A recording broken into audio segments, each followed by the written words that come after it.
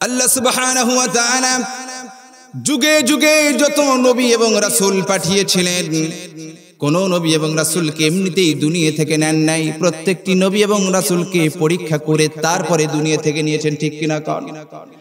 হযরত ইব্রাহিম আলাইহিস সালাতু ওয়াস সালাম, যার সম্পর্কে বলা হয়েছে মিল্লাত আবিকুম ইব্রাহিম হুয়া সাম্মাকুমুল মুসলিমিন। ইব্রাহিম আলাইহিস সালাম যিনি আমাদের জন্য জাতির পিতা, কিন্তু বিগত সময়ে জাতির পিতা কারে বানানো হয়েছিল? আরে ইসলাম সেই যুগ থেকে আছে, এখনো আছে, কিয়ামত পর্যন্ত থাকবে। কিন্তু ইসলামের ভিতরে যারা ডিস্টার্ব করবে আল্লাহ তাআলা তাদেরকে ছাঁটাই করে দিবে। ইব্রাহিম আলাইহিস সালামের প্রতি আল্লাহ সুবহানাহু ওয়া তাআলার এত ভালোবাসা ছিল, যার কারণে তার নাম রেখেছিলেন খলিলুল্লাহ। এই খলিলুল্লাহকে আল্লাহ তাআলা কেমনে কতগুলো পরীক্ষা করেছেন, সময় যদি পাই সবগুলো বলবো ইনশাআল্লাহ। আল্লাহ পাক রব্বুল আলামিন তার খলিলকে পৃথিবীতে আনলেন, এমন একটি মুহূর্তে পৃথিবীতে তার খলিলকে আনলেন যেই সময় মূর্তি পূজা চলতেছিল, মূর্তি পূজা চতুর্দিকে ছেয়ে গিয়েছিল। এমন কি যেই ঘরে জন্মগ্রহণ করেছে সেই ঘরেও মূর্তি পূজা, ঠিক কিনা? বাবার নাম ছিল আজর। আজর মূর্তি তৈরি করে বাজারে বিক্রয় করত। লোকেরা তার মূর্তির সুচারু সুন্দর ছিল, গঠনগুলো ভালো ছিল, কারুকার্যগুলো ভালো ছিল, এই জন্য করে এই মূর্তিগুলো তারা কিনে নিয়ে আসতো। ইব্রাহিম আলাইহিস সালাম যখন জন্মগ্রহণ করলেন, পরিণত বয়সে যখন পৌঁছে গেলেন, তিনি লক্ষ্য করলেন মানুষ নিজেরা মূর্তি তৈরি করে, এরপরে সেই মূর্তিকে আবার খোদা বলে ডাকে, খোদা বলে প্রণাম করে। এটা কি করে সম্ভব হতে পারে? মানুষ নিজে হাতে যারে তৈরি করলো তাকে রব বলে কেমনে স্বীকার করে? এ তো রব হতে পারে না। তিনি রবকে খুঁজতে লাগলেন।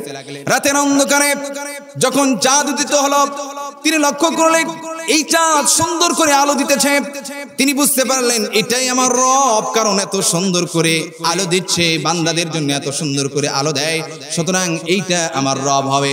কিন্তু রাত যখন শেষ হয়ে দিন যখন আসবে, এমত অবস্থায় তিনি লক্ষ্য করলেন চাঁদের আলোগুলো শেষ হয়ে যায়। তিনি লক্ষ্য করলেন চাঁদের আলোগুলো শেষ হয়ে একেবারে চাঁদ ডুবডু ভাব হয়ে যায়। তিনি চিন্তা করলেন রব উদিত হতে পারে কিন্তু শেষ তো হবে না, রবের আলো কোনোদিন কমে যাবে না, সুতরাং এটা আমার রব হতে পারে না। যেরকম সুবহানাল্লাহ। ইব্রাহিম আলাইহিস সালাম যাচাই বাছাই করতেছেন, ছোট্টবেলা থেকেই পরীক্ষা কতগুলো তার প্রতি এসেছিল। ইব্রাহিম আলাইহিস সালাম এবার সকালবেলা যখন সূর্য উদিত হতে দেখলেন, সূর্য এত বড় আর এত আলো, তেজস্বী আলো, তিনি চিন্তা করলেন এটাই আমার রব হবে, ঠিক কিনা? তখন বলল আমি আমার রবকে খুঁজে পেয়েছি, হাদা আকবার, এটা সবচাইতে বড়, সুতরাং এটাই আমার রব হবে।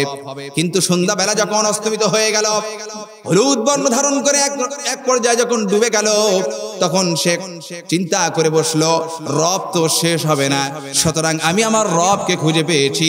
তিনি বললেন ইন্নী ওয়াজ্জাহতু ওয়াজহিয়া লিল্লাযী ফাতারাস সামাওয়াতি ওয়াল আরদা হানিফা ওয়া মা আনা মিনাল মুশরিকিন। যেরকম আল্লাহু আকবার। তিনি বললেন আমি আমার রবকে খুঁজে পেয়েছি। আমার রব তিনি, যিনি এই আসমান জমিন চাঁদ সূরজ তৈরি করেছেন, তিনি আমার রব। আর আমি মুশরিকদের মধ্যে ভেতরে অন্তর্ভুক্ত নই, সুতরাং রব তুমি আমাকে ক্ষমা করে দাও। আমি এখন থেকে আমার প্রকৃত রবকে আমি খুঁজে পেয়েছি। যেরকম সুবহানাল্লাহ। ইব্রাহিম আলাইহিস সালাম সেই রবের দাওয়াত দিতে লাগলেন, কিন্তু এমন সময় দাওয়াত দিচ্ছেন যেই সময় মানুষগুলো মূর্তির পূজা করে। এমন কি যেই ঘরে পাঠিয়েছেন আল্লাহ সুবহানাহু ওয়া তাআলা, সেই পিতাও মূর্তির পূজা করে, আজর এমনকি নিজে মূর্তি তৈরি করে। মূর্তি তৈরি করে একদিন ইব্রাহিম আলাইহিস সালামকে বলছেন বাবা এই যে মূর্তি, এই মূর্তিটা রিজিক দেয়, এই মূর্তি মানুষের হায়াত বৃদ্ধি করে দেয়, এই মূর্তি বরকত দেয়, এই মূর্তি বাড়ির ভেতরে রাখলে পারে আয় উন্নতি হয়, বরকত হয়। একটা মূর্তির একটা গুণাগুণ দিয়ে ইব্রাহিম আলাইহিস সালামকে বললেন এইটা বাজারে নিয়ে গিয়ে বিক্রি করো। ইব্রাহিম আলাইহিস সালাম চিন্তা করলেন এইটা যদি আমি বাজারে নিয়ে যাই বিক্রয় করি, কিয়ামতের ময়দানে আল্লাহ আমাকে ধরবেন। সুতরাং তিনি চিন্তা করলেন এই মূর্তি দিয়েই মানুষদেরকে আমি এমন কলা কৌশলের মাধ্যমে বোঝাবো যাতে করে মানুষ বুঝতে পারে এই মূর্তিগুলো কোনো কাজের না। ইব্রাহিম আলাইহিস সালাম এবার মূর্তিগুলো বাজারে নিয়ে যাচ্ছেন, এপার ওপার দেখেন কোনো লোক নাই, এমত অবস্থায় মাথা থেকে ঝাঁকাটা নামাইছেন। নামানোর পরে চিন্তা করতেছেন এই মূর্তিগুলা দ্বারা মানুষদেরকে কিভাবে বোঝা যায় যে এই মূর্তিটা রব নয়, এই মূর্তিটা আপনাদের সৃষ্টিকর্তা নয়, এটা তো আপনারাই তৈরি করছেন, আবার আপনারাই পূজা করছেন, এটা তো শিরিক। এই চিন্তা করে সে মাথা থেকে ঝাঁকাটা নামাইয়া একটা ঠ্যাং ভাঙছে, আরেকটার হাত ভাঙছে, আরেকটার চোখ টারা করে দিচ্ছে, আরেকটার মাথা ভাঙছে। এরপরে 2-3টারে পানির ভিতরে চুবাইছে। এই চুবাইয়া ঝাঁকাতে করে নিয়ে বাজারে গেছে। বাজারে যাওয়ার পরে ওইগুলো নিয়ে বসেছে।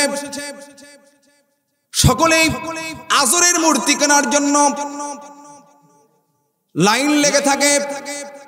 আজরের পুত্র ইব্রাহিম যখন মূর্তি নিয়ে এসেছে, সকলেই দৌড়ে এসেছে মূর্তিগুলো নেওয়ার জন্য। এসে দেখে হারে কারো চোখ নাই, কারো হাত নাই, কারোর পা নাই, কারো চোখ বাঁকা, মাথা ভাঙ্গানো। ইব্রাহিম সাল্লামকে জনগণ জিজ্ঞেস করছে ব্যাপার কি বাবা, এই ভাঙ্গা মূর্তি কেন ক্রয় করে নিয়ে এসেছো? বলে ভাঙ্গা কেমনে ভাঙ্গা হলো, এর ইতিহাস জানেন আপনারা? বলে কি হয়েছে? বলে আমি যখন ঝাঁকার ভেতর করে মাথায় করে নিয়ে আসতেছিলাম, এরা ওই মাথার ভেতরে এমন ভাবে মারামারি লাগছে, এই খোদা কয় আমি বড়, ওই খোদা কয় আমি বড়, এই জন্য কই ওর পেটে লাথি মারে, ওর হাত ভাঙে, ওর ঘাড় মটকায় দেয়। এখন আমি একা মানুষ, ইব্রাহিম ছোট্ট মানুষ, আমি তো এতগুলোরে আমি একা এই এতগুলো রবকে আমি ক্যাপচার করতে পারি না। তখন এই ঝাঁকাগুলো নিচে নামাইছি, ওদের মারামারি দেখতেছি আমি। এরপরে 2-3টা বার করছে কি, আরগুলো রবকে ধরে পানির মধ্যে চুবাইছে। এগুলো দেখে আমি তো ভয় পেয়ে গেছি। তারপর যখন এদের মারামারি থামলো, আমি ঝাঁকাই করে নিয়ে এই বাজারে আসলাম। লোকগুলো বলছে ইব্রাহিম তোমার কি মাথা খারাপ হয়েছে? যেই মূর্তি নিজের নাকের ডগায় মাছি পড়লে তাড়াতে পারে না, সেই মূর্তি কিভাবে মারামারি করতে পারে? ইব্রাহিম সাল্লাম বলেন this is the plus point. আরেকজন বলতেছে ইব্রাহিম এটা কি ধরনের কথা তুমি বললে? এরা খাইতে পারে না, এমনকি চোখের পলক পর্যন্ত দিতে পারে না, তাহলে এরা মারামারি করলো কিভাবে? একজন আরেকজনকে পানির মধ্যে চুবাইলো কিভাবে? বলে সেই প্রশ্নটা আমারও। যেই রব তোমাদের কথা বলতে পারে না, নাকের ডগায় মাছি পড়লে তাড়াইতে পারে না, এমনকি শরীরের উপরে কোনো কিছু পড়লে সেটাকে তাড়াইতে পারে না, তাহলে তোমরা কিভাবে সেটাকে রব বলে মানতে পারো? সুবহানাল্লাহ বলেন। তাহলে এটা কিভাবে সম্ভব? যেই পুতুল কথা বলতে পারে না, চোখের পলক দিতে পারে না, তাহলে তোমরা কিভাবে তাকে রব বলে স্বীকার করো? সকলেই বুঝতে পারলো কথা তো সত্যি। ইব্রাহিম আলাইহিস সালামকে ধন্যবাদ দিল। অনেকেই তাকে গালি দিয়ে চলে গেল, অনেকেই খুশি হয়ে চলে গেল, কারণ এখন পর্যন্ত ইসলামের দাওয়াত সে দিতেছে না। এরপরে এলাকার মধ্যে ছড়িয়ে গেল এই কথাটি। ছোট্ট বালক মানুষকে সুন্দর করে বুঝাইতেছে যে এরা রব হতে পারে না, এদেরকে আমরা নিজেরাই তৈরি করলাম, আবার নিজেরাই তৈরি করে তাদেরকে রব বলে মানছি, এটা তো অসম্ভব একটি কথা। সুতরাং ইব্রাহিম সাল্লাম ঠিক আছে, ছোট্ট বালক ইব্রাহিম ঠিক আছে, আর সেই মূর্তিকে বাংলাদেশের জমিনে প্রত্যেকটি মোড়ে মোড়ে স্থাপন করার জন্য ইন্ডিয়ারা উঠে পড়ে লেগেছিল, কিন্তু বাংলার প্রকৃত মুসলমানরা সেটা হতে দেয় নাই। আমরা দেখেছি শেখ মুজিবুর রহমান, যার জনপ্রিয়তা ছিল আকাশচুম্বী, সেই আকাশচুম্বী জনপ্রিয়তার নেতাকে কিভাবে তার মাটির সাথে মিশিয়ে দিল। যেই মূর্তিগুলো তৈরি করা হয়েছে সেই মূর্তির উপরে কাক, শগুন, শ্রীগাল পেশাব পায়খানা করে দেয়, ঠিক কিনা কন? তাহলে এত বড় একটা সম্মানিত ব্যক্তিকে তারা ওই আওয়ামী লীগরাই কিভাবে অপমানিত, লাঞ্ছিত করতেছে, ঠিক কিনা কন? আমার ভাইয়া, ইব্রাহিম সাল্লাম এবার দ্বিতীয় সময় মেলার সমস্ত লোকজন, মেলা বসেছে, পূজা হচ্ছে, পূজাকে কেন্দ্র করে মেলা হয়, ঠিক কিনা কন? মূর্তি তৈরি করা হয়েছে 10 হাত চোখগুলো সুন্দর ডাগর ডাগর করে তৈরি করা হয়েছে। সামনে দেখলে এত সুন্দর লাগে, কিন্তু পিছনে গেলে পারে কেমন লাগে? শিবি দিয়ে রাখছে, ঠিক না? ঢোকা দিয়ে রাখছে। যে রবকে তোমরা পূজা করতেছো, আরাধনা করতেছো, সেই রব নিজেও দাঁড়িয়ে থাকতে পারে না। কথা কোন ঠিক কিনা? ঢোকা দিয়ে দাঁড় করানো লাগে। ইব্রাহিম সাল্লাম, এবার আমি আশপাশে যাচ্ছি না, জাস্ট একটা প্লান্টে একটা মানে মেডেল দিকে আপনাদেরকে নিয়ে যাচ্ছি এই জন্য যে আপনাদের কিছু একটা থিম দিব, কিছু একটা বুঝাবো, এই জন্য পরীক্ষা। আল্লাহ বলছেন ওয়ালানাবলুওয়ান্নাকুম বিশাইইম মিনাল খাউফি ওয়াল জু'i ওয়া নাকসিম মিনাল আমওয়ালি ওয়াল আনফুসি ওয়াস সামারাত। আমি তোমাদের জীবন কেড়ে নিয়ে, আমি তোমাদের সন্তানকে কেড়ে নিয়ে, আমি রুজি রিজিকের মধ্যে কমতি করে দিয়ে, অভাব অনটন দিয়ে আমি তোমাদেরকে পরীক্ষা করব। এই পরীক্ষায় যারাই উত্তীর্ণ হতে পারবে, সফল কাম হতে পারবে, ওরাই হচ্ছে সফল কাম এবং ওরাই হচ্ছে জান্নাতি। জোরগণ সুবহানাল্লাহ। যার সম্পর্কে বলা হয়েছে উলাইকা আলা হুদাম মির রাব্বিহিম ওয়া উলাইকা হুমুল মুফলিহুন। এরা আল্লাহর পক্ষ থেকে দেওয়া হেদায়েতের রাস্তায় রয়েছে এবং এরাই হচ্ছে পৃথিবীর মধ্যে সবচাইতে সফল কাম। কিন্তু আমরা সফল কাম মনে করি যারা বিশিষ্ট ব্যবসায়ী তাদেরকে, কিন্তু না, আল্লাহর ভাষায়, কোরআনের ভাষায়, নবীজির ভাষায় যারা দিনের পথে রয়েছে তারাই সফল কাম। এই কোরআনকে সাক্ষী রেখে, কোরআনকে এই সামনে রেখে বলছি, আজকে যারা ঘুমিয়ে পড়েছে, হুজুরদেরকে দাওয়াত দিয়ে মেহমান করে যারা ঘুমিয়ে থাকলো, অযথা ঘুরতেছে মেলার ভিতরে, ওরা সফল কাম নয়। আপনারা যারা এখানে বসেছেন তারাই কোরআনের দৃষ্টিতে সফল কাম। যেরকম সুবহানাল্লাহ। এবার ইব্রাহিম আলাইহিস সালাম সকলে যখন মেলায় চলে গেল, পিতা আজর বলছে, বাবা ইব্রাহিম চলো মেলায় যেতে হবে। সবাই মেলায় গেছে। বলে এটা কিসের মেলা? বলে আমরা যে মূর্তির পূজা করি, একটা বছর শেষে একটা দিন আসে, এই দিন বড় করে উৎসব করা হয়, সকলে গিয়ে প্রণাম করে, সকলে গিয়ে সেজদা দেয়, সেই মেলা আজকে চলতেছে, তুমিও চলো। বলে বাবা আমি একটু অসুস্থ। কিন্তু তিনি সুস্থ ছিলেন। অসুস্থর কথা এই জন্য বলছেন, তিনি মানসিকভাবে অসুস্থ। মানসিকভাবে অসুস্থ কিরকম? তিনি লক্ষ্য করছেন যে মানুষগুলো নিজেই মূর্তি তৈরি করে আর নিজেই সেটার পূজা করে, রব বলে স্বীকার করে। এই মানুষগুলোকে এই মূর্তি পূজা থেকে কেমনে সরায়া আমি দিনের পথে, আল্লাহর পথে নিয়ে আসতে পারি, এই মানসিক সমস্যায় তিনি ভুগতেছেন। যেরকম সুবহানাল্লাহ। এই জন্য তিনি বললেন আমি অসুস্থ। ইব্রাহিম সাল্লাম যখন বাড়িতে থাকলেন, সবাই যখন মেলায় চলে গেল, ইব্রাহিম সাল্লাম তিনি এবার খুঁজতেছেন কোন জায়গায় শয়তানগুলোকে দাঁড় করানো হয়েছে। তিনি খুঁজতে খুঁজতে দেখেন, হ্যাঁ, বড় এক জায়গায় একটা দাঁড় করানো, আর সাইড সুইটে অনেকগুলো ছোট ছোট তৈরি করা। ইব্রাহিম সাল্লাম সবগুলোরে, নিচের গুলোরে কোবায়া সবাই সতায়া দিলেন, ভেঙে ফেললেন। আর যে খাবারগুলো আছে সেগুলো সুন্দর করে বড়টার সামনে সাজায় দিলেন। দেওয়ার পরে যেটা দিয়ে ভাঙছে ওইটা আবার বড়টার ঘাড়ে ঝুলাইয়া দিয়েছে। মানুষদেরকে তো বুঝাইতে হবে। দিন শেষে যখন লোকজন ফিরে আসলো, এসে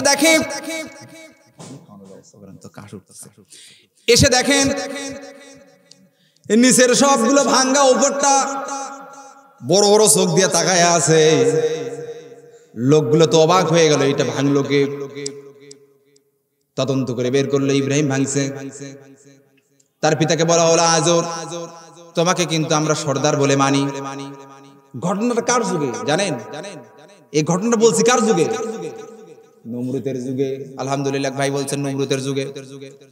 এই নমরুদ বিচার বসালো, ইব্রাহিম মূর্তি ভেঙেছে, বিচার করা হবে।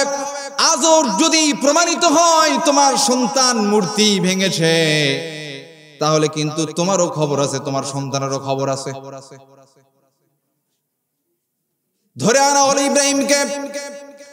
এনে বলছে ইব্রাহিম তুমি কি ভেঙে ফেলছো? বলে আপনারা কি কানা নাকি? বলে কেন?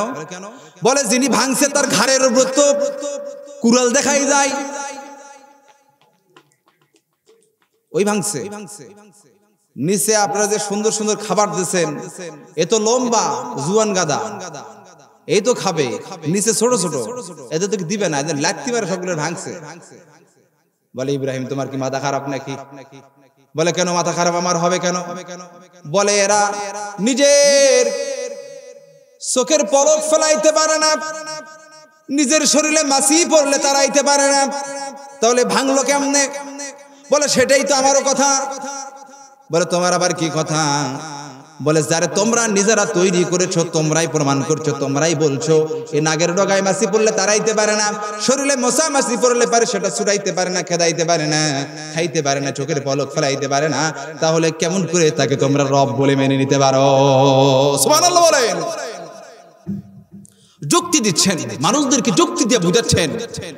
এরপর ইব্রাহিম সাল্লাম যখন এই কথা বললেন, লোকদেরকে বুঝাইলেন।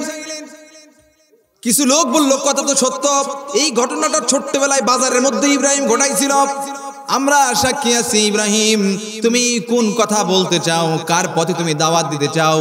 কোন খোদার কথা বলতে চাও? সেই খোদার কথা বলো, আমরা তোমার সেই খোদার পিছনেই ছুটবো। যেরকম সুবহানাল্লাহ, আর যেরকম আল্লাহু আকবার। এই কথা যখন শয়তান নমরুদ শুনল, শোনার পরে বলছে ইব্রাহিমকে আর বেঁচে রাখা যাবে না। আচ্ছা দেখেন, মানুষ যারা প্রকৃতপক্ষে ইসলাম বিরোধী তারা কত বড় বোকা, কত বড় বোকা, যেটা আমরা ইতিপূর্বে প্রমাণ পাইলাম যে ইসলাম মুহাম্মদ সাল্লাল্লাহু আলাইহি ওয়াসাল্লাম থেকে এখন পর্যন্ত আছে এবং কিয়ামত পর্যন্ত থাকবে। কতক্ষণ ঠিক কিনা? এর মধ্যে যারা সুজ ঢুকাইছে, যারা বিভিন্ন ধরনের পিন ঢুকাইছে, যারা চেষ্টা করেছে ইসলামকে ধ্বংস করার জন্য, তারা কি আছে? কতক্ষণ আছে? কিয়ামত পর্যন্ত যদি কোনো শয়তান চেষ্টা চালায় হাসিনার মতো, এই বাংলার জমিনে ফ্যাসিবাদ সরকার তৈরি হবে। আল্লাহর কসম করে বলছি, আল্লাহর কোরআন কিয়ামত পর্যন্ত থাকবে এবং এই ফ্যাসিবাদ সরকার যুগে যুগে পতন ঘটবে। কতক্ষণ ঠিক কিনা?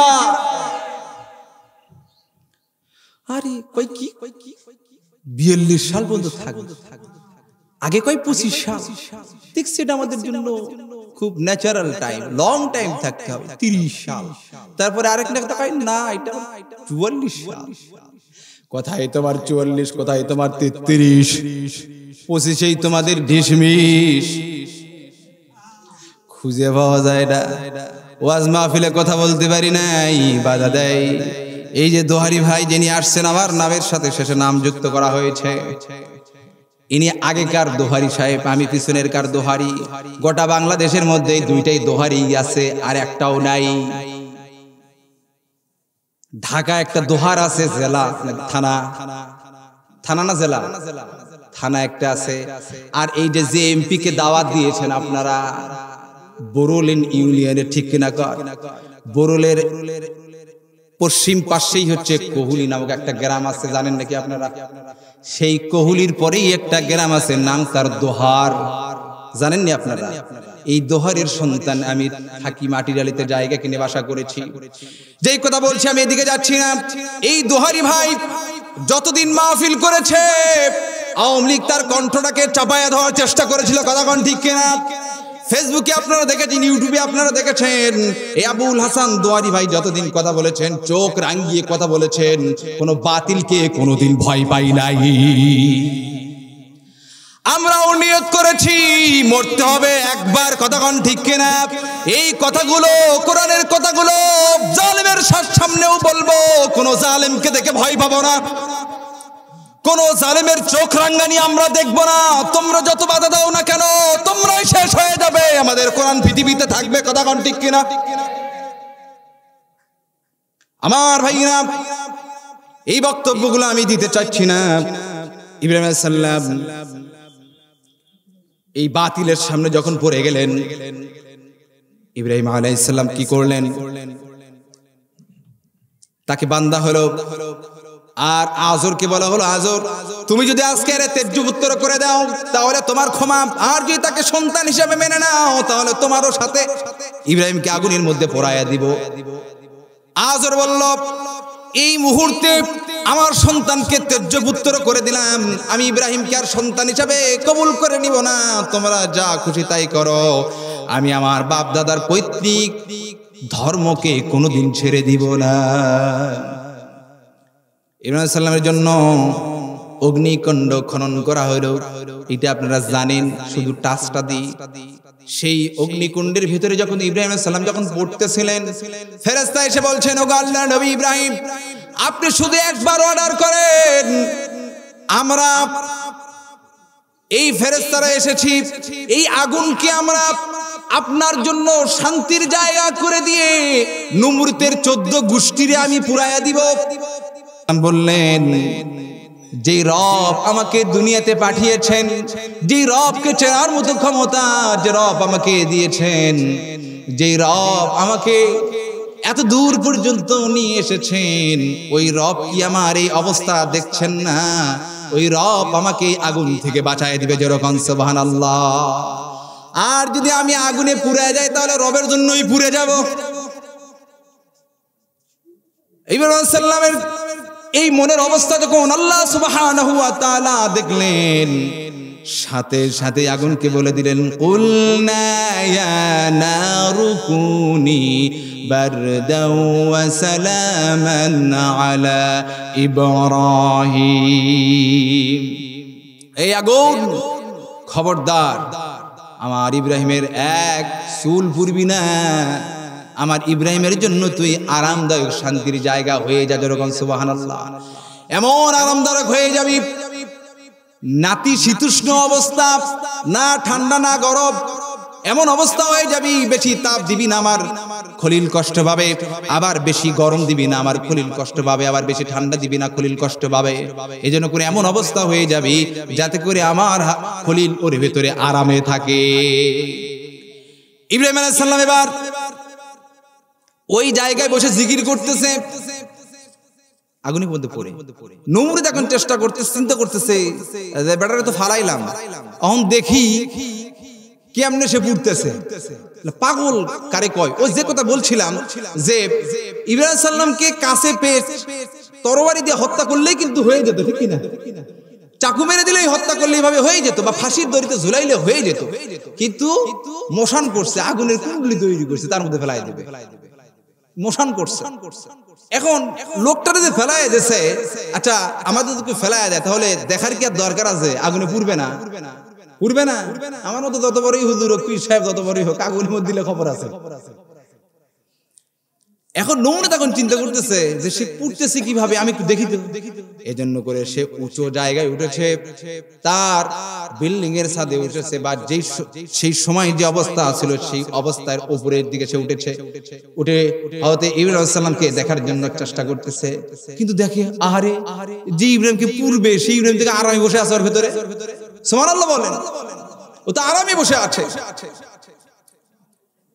নিচে এসে আগুনকে ধমক দেয়, এই আগুন, তোর কি জ্বালানোর শক্তি কমে গেছে?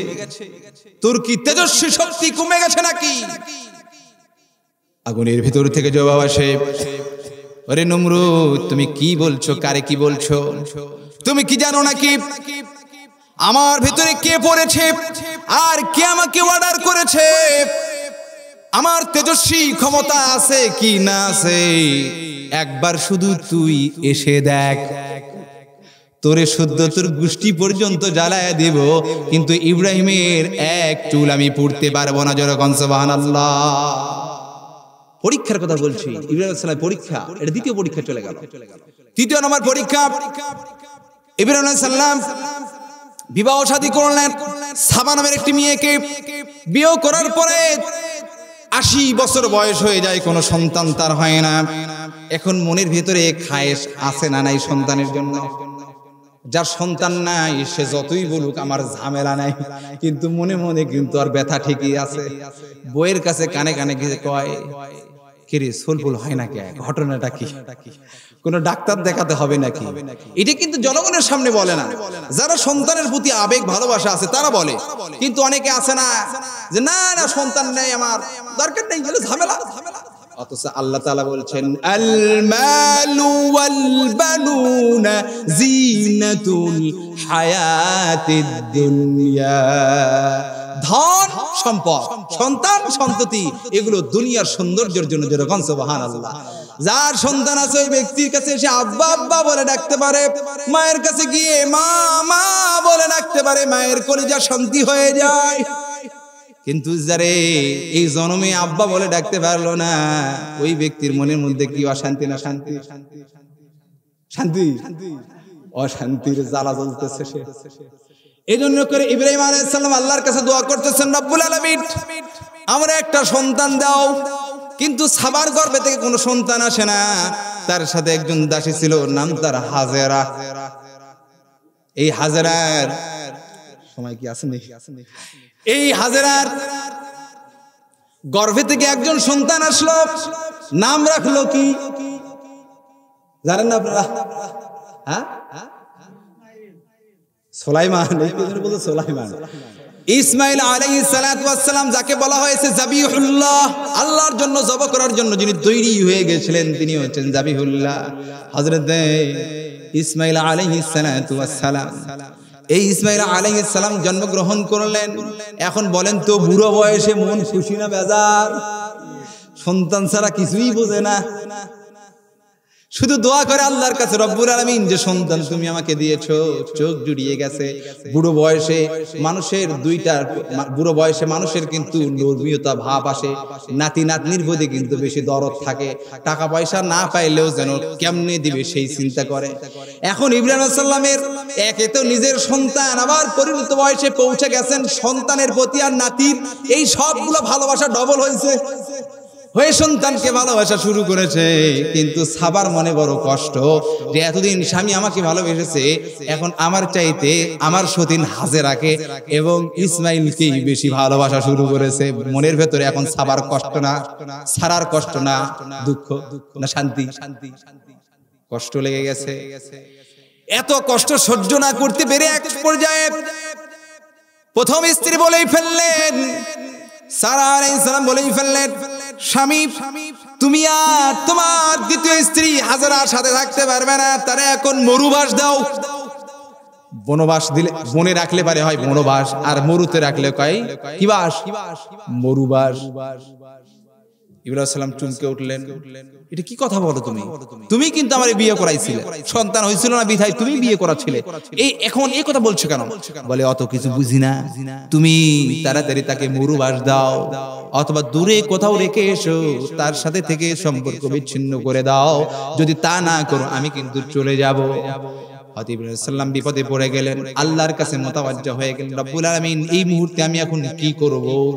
আল্লাহর পক্ষ থেকে অর্ডার নাজিল হয়ে গেল, জারি হয়ে গেল, ইব্রাহিম তোমার প্রথম স্ত্রী যা বলছে সেটাই ঠিক, তাকে নিয়ে তুমি দূর প্রান্তরে মরুভূমির মধ্যে রেখে এসো, বাকি ব্যবস্থা আমি আল্লাহ করে দিব। জোরে কোন সুবহানাল্লাহ। আচ্ছা, এই বুড়ো বয়সে একটা সন্তান পাইছে, এত মহব্বত ভালোবাসা, এরা এখন আবার কয় মরুবাস দেওয়ার জন্য, তাহলে জ্বালা কিরকম চিন্তা করেন তো। আবার এমন জায়গায় রেখে আসতে বলতেছে যেখানে লোকালয় শূন্য কোনো মানুষ থাকা যাবে না। এইবার হযরত ইব্রাহিম আলাইহিস সালাম পথ চলতে লাগলেন। নির্দিষ্ট সময়ে, যখন বর্তমান সময়ে যেখানে কাবা শরীফ তৈরি হয়েছে, ওই জায়গায় পৌঁছে গেলেন কয়েকদিন কয়েক রাত পরে। আর প্রতিমধ্যে গল্প হয়েছে, স্ত্রী আমি যদি তোমাকে এই জায়গায় এই মরুভূমির ভিতরে একা রেখে যাই তোমার কেমন লাগবে? এখন হাজরা আলাইহিস সালাতু ওয়াস সালাম বলছেন, তুমি কি আমাকে রেখে যাবে নাকি? বলে না, যদি রেখে যাই তাহলে কেমন লাগতে পারে? বলে কেমন আর লাগবে, যা লাগার তাই হবে। এতক্ষণ স্বামীর সাথে আছে, কোনো চিন্তা নাই। সন্তান তার বাবার পাশে যদি থাকে, সন্তান যদি তার বাবার পাশে থাকে, তাহলে সন্তানের কত ভালোবাসা, কত সাহস থাকে।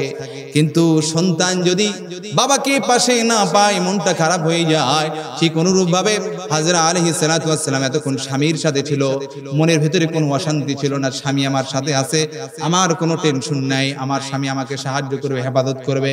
কিন্তু স্বামী যখন তাকে রেখে চলে যাবে, তখন পরিস্থিতি কি দাঁড়াতে পারে এটা সহজেই বোঝা যাচ্ছে। এবার হযরত আলাইহিস সালাতু ওয়াস সালামকে নির্দিষ্ট সময় নিয়ে এসে বলছে, ওগো স্ত্রী, এই জায়গায় তোমাকে থাকতে হবে। এই বলে তিনি চলে যাচ্ছেন, ঠোঁটটা কাঁপতেছে, আর ইশারা করে বললেন, এটা আল্লাহর তরফ থেকে, এটা আমার পক্ষ থেকে নয়।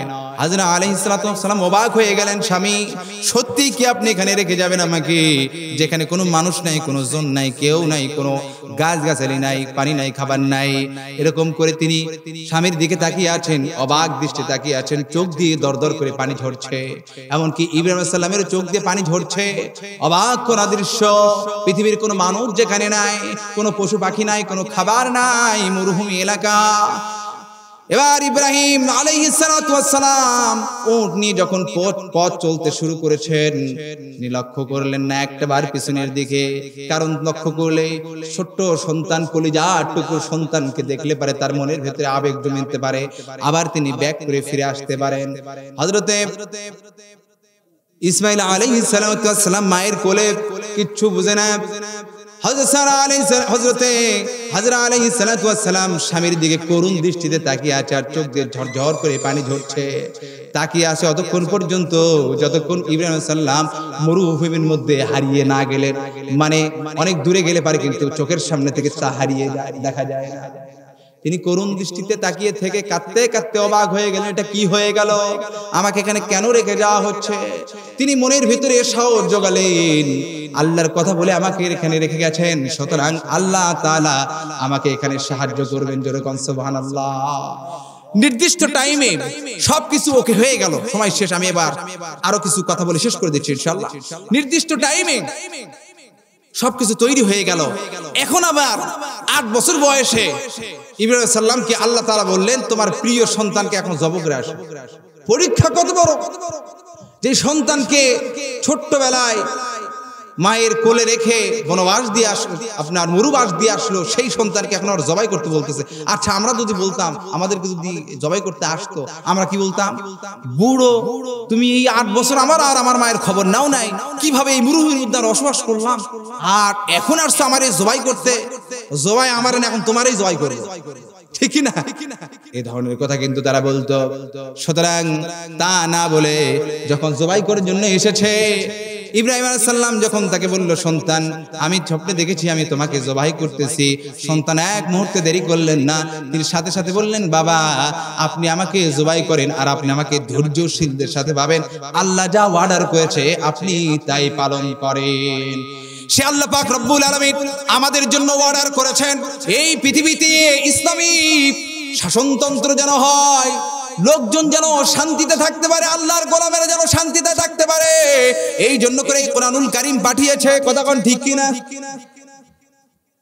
আমি আর কথা না বাড়াই, আমাদের সম্মানিত মেহমান, প্রধান অতিথি আলহাজ জনাব আলহাজ মোহাম্মদ মোশাররফ হোসেন, আচ্ছা ঠিক আছে, উনি চলে এসেছেন। আমি আর এই বিষয়ে কিছু না বলি। আল্লাহ সুবহানাহু ওয়া তাআলা যেন আমাদের সকলকে দ্বীন ইসলামের পথে থেকে যে পরীক্ষাগুলো আমাদের সাথে আসবেন, সেই সাথে আমরা সকলে মিলে ঐক্যবদ্ধ থেকে যেন পরীক্ষায় উত্তীর্ণ হতে পারি। সকল বলি আল্লাহুম্মা আমিন। ওয়া আখিরু দাওয়ানা আলহামদুলিল্লাহি রাব্বিল আলামিন। আসসালামু আলাইকুম ওয়া রাহমাতুল্লাহি ওয়া বারাকাতুহু।